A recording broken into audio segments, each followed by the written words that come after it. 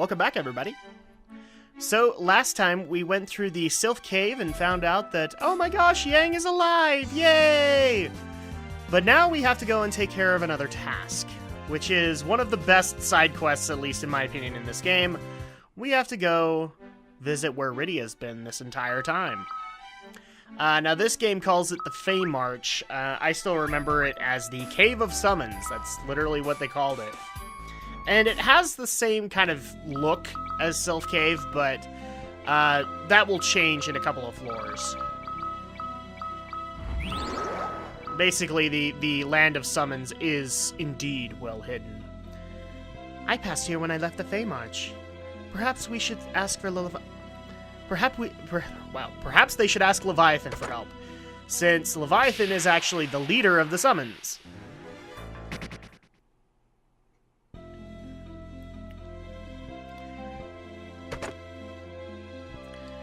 Okay, and it looks like we're just kind of exploring here. Once again, I apologize for this coming out so late.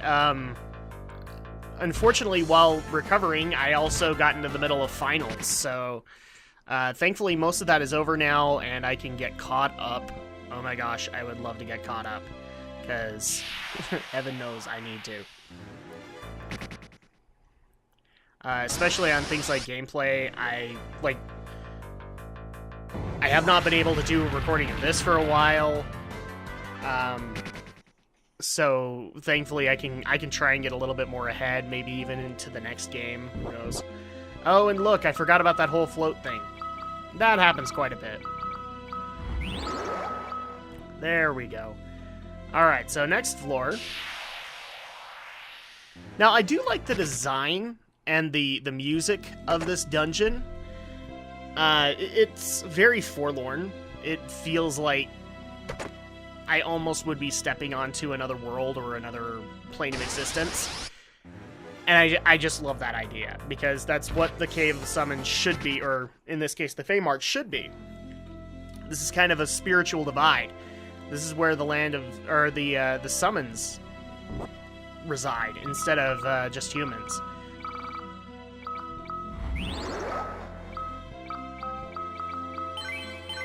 I know that some people are asking this question, and look, you're not the only one that's asking it. You know, why did Leviathan spare Rydia? Why did he not just eat her and let her live in the Land of Summons or the Feymarch? I don't think the story ever necessarily answers that. I haven't played through the entire sequels yet, so if the answer's there, I wouldn't be surprised, but I don't remember if there actually has been an answer to why Rydia was spared and why we went this perpetual direction.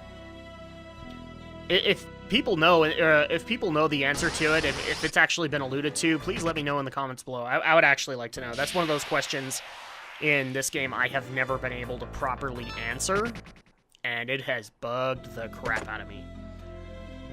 And we actually are getting really close to the end of the cave part of this, and actually into the Land of Summons, where we will be able to speak with Leviathan. Now, this is entirely side quest material. Like, you don't have to do this to move the story forward.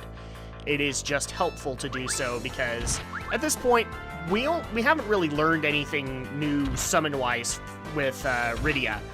And obviously, we know that summons can get more powerful from Final Fantasy III, so we want to actually get her to be more powerful. She's kind of our ace in the hole in most boss fights. And if people remember from Final Fantasy III, you do actually have to confront the summon, battle with them, and defeat them. That principle still held true in this game. So in turn, we will probably have to fight Leviathan. We will probably have to fight summons that come later. And until then, we're kind of stuck with the summons that we have. I like the fact that Square Enix, or Square at the time, gave enough forethought to give you plenty of summons to work with, but you do get tired of them after a while just because you're seeing the exact same summons over and over and over. But, you know, the summons that come later are kind of on another level, power-wise, so maybe I get why they did it? I'm kind of on the fence on it. Oh man, and these Fell Knights are kind of kicking the crap out of me. Oh no, she's been cursed, and she's still going to summon. So it doesn't sound to me like that worked very well for you, did it? Oh, hi, Ramu.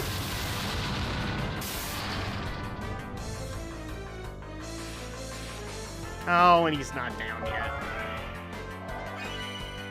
It's alright, we'll get Edge back up. And that does it. And we got the Defender Sword, so we actually have an upgrade for Cecil. So he can stop using an axe, and this is a big upgrade, because it's not only a sword that increases attack, but also defense. The Ogre Killer is not an upgrade for Kain, so we probably won't go that direction. But now that we've supposedly... I think we've actually gotten all the chests in this area. Now on to the Land of Summons. If we can stop getting attacked, that would be awesome. Yep, here we go. So here is the Feymarch. Rydia, you've returned! Yeah, that's pretty much all you get. Like, they tell her to stay and all that, but really it's just kind of a town within a cave.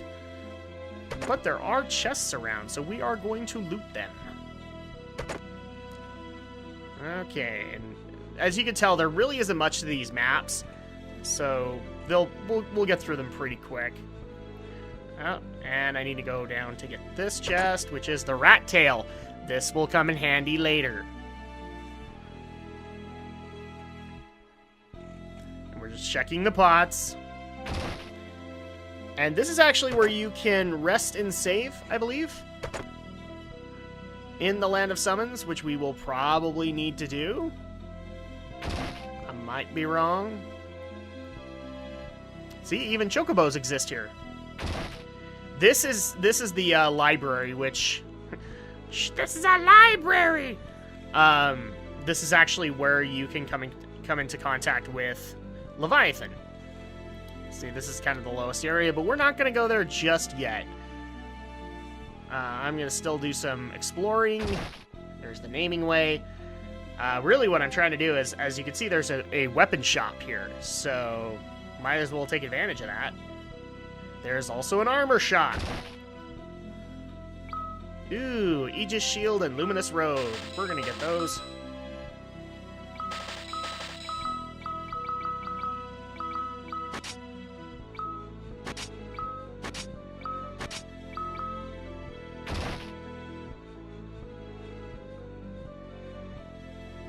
Okay, so the weaponsmith, what do you have? We have a Blitz Whip, that'll be helpful. Kotetsu. Aura Staff, Fairy Rod, Angel Arrows. I don't know why I bought Angel Arrows, but I did. Even I confuse myself.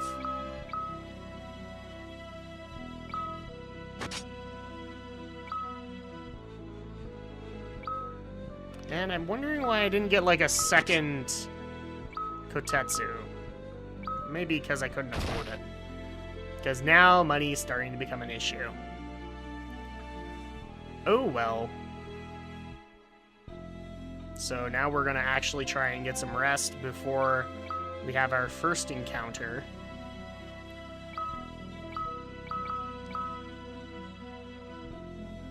This is actually something that I like that they added. So you can rest in between boss fights, which is really nice. Yep. Or if you want to be a real... Oh, yeah, that's right. You can't use the bed, but you can use cottages. So, well, we're going to have to go ahead and use a cottage. I hope you don't mind, Mr. Monster Guy. It's okay.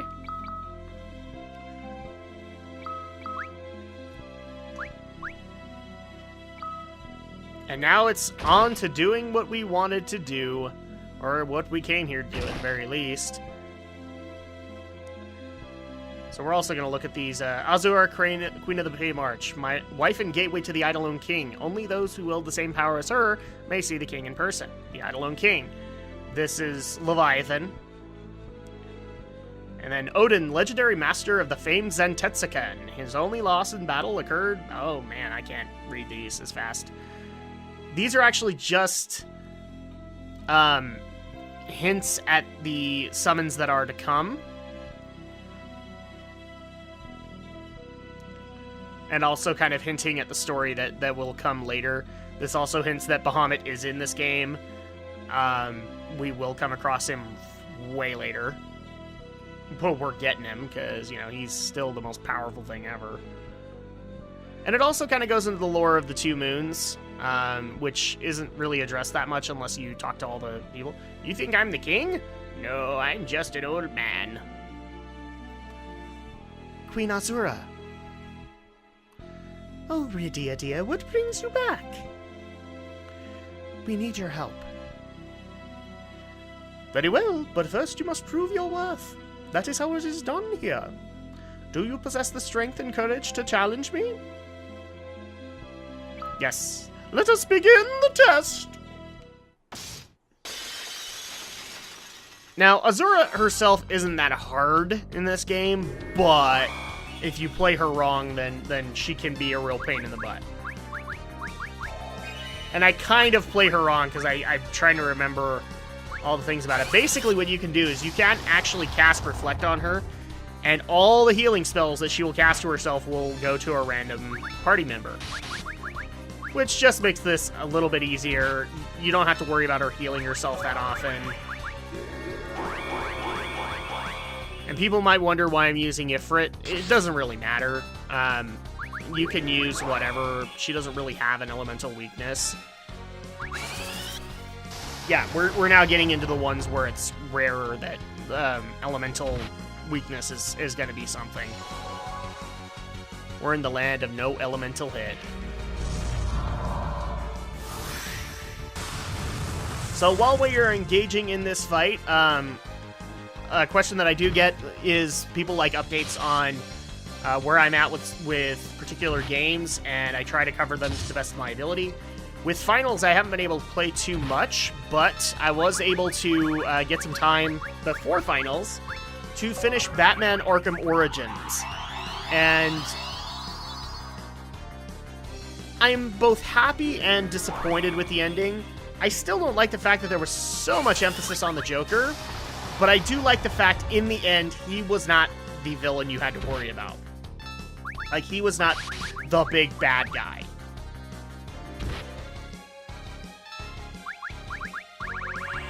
So I did like the fact that Bane was ultimately the bad guy, kind of setting things up for the Arkham Asylum games, where, you know, we meet him many, many, many years later, and he's just kind of destroyed by the Venom at that point. So I did like the fact that we had that boss fight to look forward to. Joker was... I'm not going to say Joker was bad. They actually did a couple of really good, interesting things with him, especially when you have to go back to you have to go to Blackgate Prison where you just dropped him off and engage him. I just, again, it just feels like the Arkham series can't live without Joker. And I disagree. I think they did very well when Joker was Black Mask. Don't get me wrong, the whole fever trip that happens like in the middle of the game is interesting, and it gives a little bit of an introspective into that character, but in the end, it would have been better if, say, like, Bane was an overall villain from the beginning. Or the assassins were the bigger threat, because there's so much estimating on that, because Joker's the one that put out the hit, and therefore people like Deathstroke wouldn't give a crap about stopping the Batman. They are more interested in that money. So it all comes back to Joker. For Bane, it's not the same thing.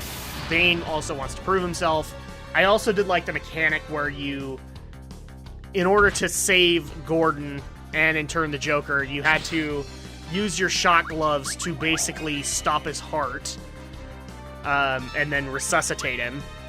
I thought that was a nice touch to show that Bruce did care and he was not going to kill. And again, the Bane boss fight was really good, especially the latter part of it, where you have to face a Titan injected, because he's now come up with the Titan version of Venom. You have to face the Titan injected Bane. And I love the fact that it actually kind of played homage to the Mr. Freeze encounter in Arkham City, where you had to play hide and seek, basically. You could not confront him directly. He would destroy you. But if you got a silent takedown on him, then you got a nice little cutscene where you could get some extra damage. And that was pretty much the only way to do it, and I don't know if you were actually timed in that, but it really did give the impression they timed the whole thing. If you didn't kill him by a certain point, then you would not be able to finish the fight. You'd have to start again after he killed you. So overall, I like that concept. I also liked in the end that they also tried to teach a lesson, because this is the early Bruce Wayne where he thinks he's got to handle everything on his own. He hasn't gained that level of humility yet, and the scene with him and Alfred was very touching, because Bane actually does take the fight to Bruce. He knows who Bruce is. He knows who Batman is, and you have to go back to this just destroyed Batcave and try and find Alfred. And in the end, you have a heartfelt moment where he realizes that he can't do this alone, that he has to rely on people. And in turn, this is kind of where he sets up the alliance with Jim Gordon, because he can't do this on his own. He can't just hack into criminal databases, even though he will still have that presumption. He needs to have allies, people who aren't going to constantly be chasing him, people who are going to help him when he's trying to save the day. And I like that idea. Especially, I love the fact that Jim Gordon and him started off on a bad end. Not really like the Nolan movies. I don't know why they did that emphasis like he's... I don't care. Don't get me wrong, I love Gary Oldman, but... Like, well, Jim Gordon's supposed to be a very dedicated cop. So, in the beginning, why wouldn't he hate Batman? Because he's a vigilante. This kind of did that. But I will admit its faults, and I'm glad that with Arkham Knight, Rocksteady came back. WB Games, don't get me wrong, they did okay, but I really would like a Rocksteady Batman again. And so I'm looking forward to Arkham Knight, and I will be playing that pretty soon, because I'm actually starting to run out of old school games to play, so I can finally catch up on next-gen stuff. Oh my gosh, I never thought this day would come. I almost have to thank you guys, because I probably would never have gone through this list if not for the LPs.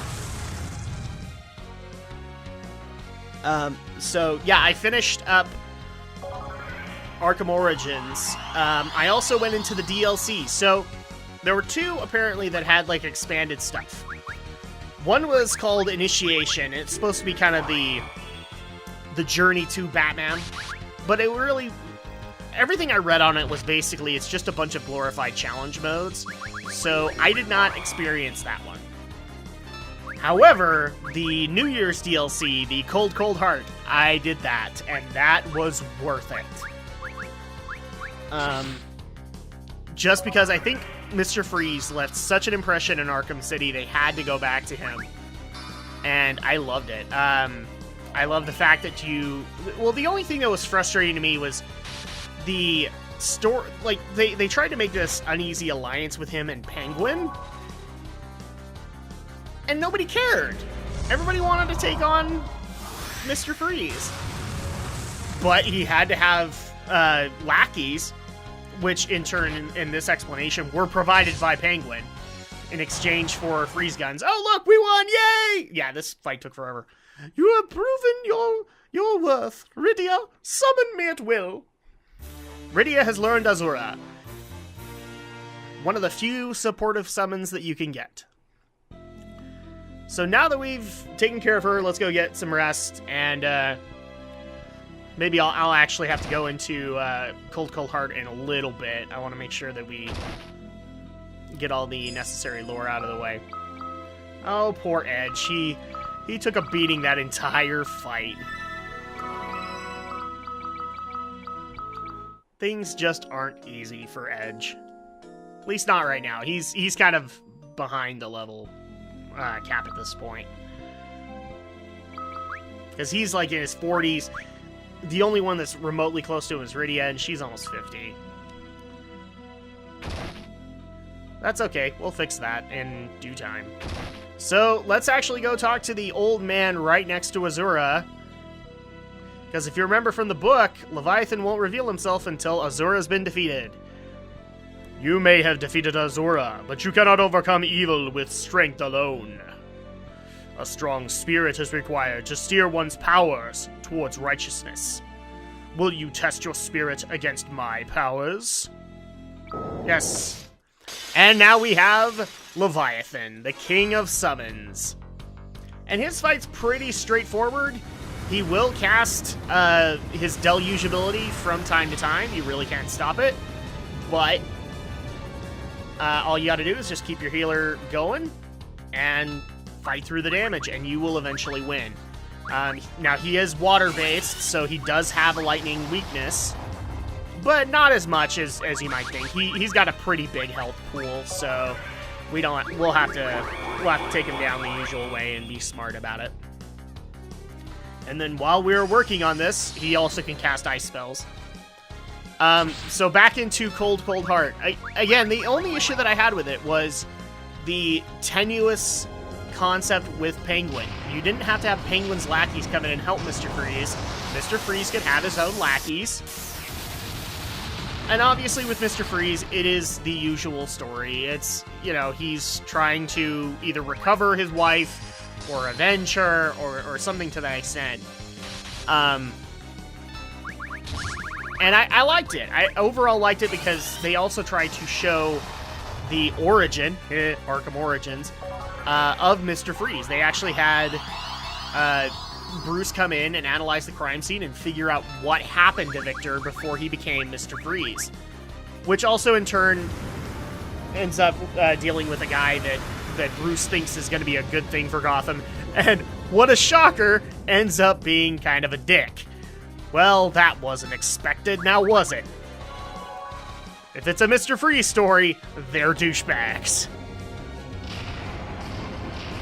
Even Mr. Freeze in Batman Beyond ended up being a douchebag. So, that's just the way of things. Which doesn't really culminate into too much, aside from you get a new suit, which is kind of the winter combat suit. Instead of shock gloves, you get thermal gloves, which help you get through ice walls and also can give you some extra melee advantages. You even get, like, thermal batarangs, which was really fun. Made the batarangs pretty powerful. But the one thing that I will compliment it overall was the Mr. Freeze fight, because they took all the elements that were really good of the Arkham City encounter and magnified them. The best way I can describe it is, you still have kind of the same issue where, since Mr. Freeze is in his suit, he's not easy to take down. You have to rely on the silent takedowns, except in this case, you can actually use the environment to your advantage. What I mean by that is,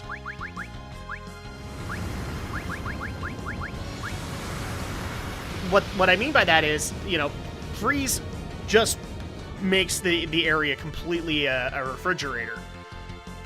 Enough so that there are ice spikes that are up above both Freeze and his minions. So you can use those to your advantage, but he doesn't, like, refreeze the room. So you actually have to utilize them as best you can. Because if you run out, then you actually have to confront Freeze directly, which means he can freeze you, and even in the thermal suit, you can get frozen. Or, I mean, you have to basically be, like, the expert of a stealth game, which I am not. And I actually did this. I ran out of ice spikes and had to do silent takedowns on him. Oh, man, it took a good couple of hours. I want to say it took a couple of hours. It took more like an hour to down him. But I did. and the plot was way worth it. It was a great origin story for Mr. Freeze. But again, I really would have loved Rocksteady to take this on. WB Games did an okay job. With the DLC, they did better. But I'm glad that Rocksteady got brought in to take over with Arkham Knight. And I know a lot of people have actually been disappointed like there wasn't a Deathstroke DLC, and because Deathstroke is a cool character, and I actually do like near the end you find Deathstroke in his cell, and he just doesn't give a crap about you. I thought that was really true to character. So overall, Arkham Origins was an okay game. I would probably still put Arkham City above it, but not by too much. It was better than Asylum, at least as far as I was concerned. Arkham City is kind of the pivotal Arkham game to me. And again, I'm excited for Arkham Knight. I haven't tried it out. I don't even think it's out yet. So I'm in the clear on that one. And I have been playing other things, but we've been hammering Leviathan for a while here. I wonder if he's actually running out of health. Oh, but he loves hitting Edge. And he loves hitting him hard. Yeah, we keep on pumping out thousands worth of damage, and he has not gone down yet. I have a feeling, though, he's pretty close to the end of his health pool. Oh, jeez. It's like every big hit, and I look there and go, okay, this is the one. Another deluge. Jeez, Leviathan learned something new.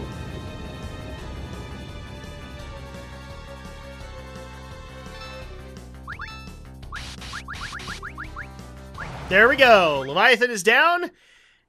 And we will continue this on next week when we acquire the King of Eidolon.